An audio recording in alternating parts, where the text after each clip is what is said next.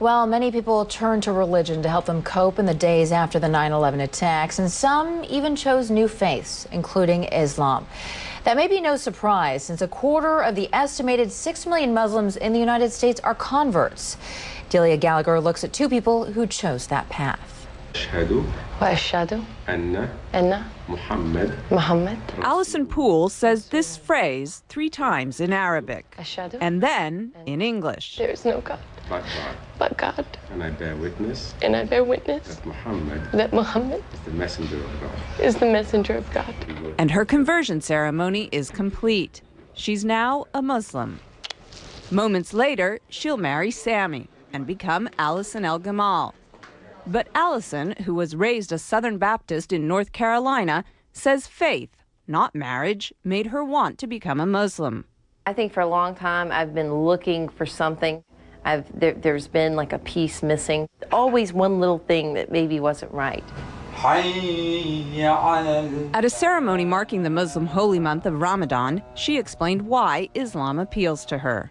I think because it's much more about peace. I'm praying 5 times a day. It's kind of hard to go out and say bad things or do bad things when you're praying 5 times a day. And you have to believe. The imam who married Allison says he's seen more American converts recently, in part because of the prominence of Islam in the news. It may sound paradoxical, but what happens is that when something becomes more in the news, people tend to want to know about it. Allison says she was already on a spiritual quest when she began to hear a lot about Islam post 9/11.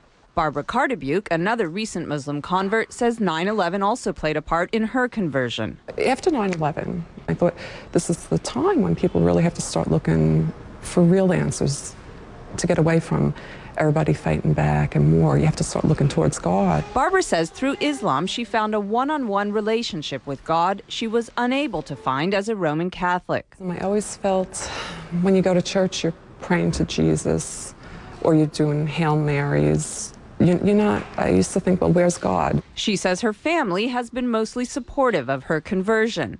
Allison says her family is completely behind her decision, but occasionally she's reminded that not everyone is. I was walking around down near the World Trade Center, and this woman walked by, and she said, "I want to just go bomb those Muslim bastards." And I heard her say it, and it really struck me, because I was like, you know what, that's me. This is something that's brought me a peace that I've never known. And it's still so misunderstood. It's a choice she's proud of and says she'll keep for life. Delia Gallagher, CNN, New York.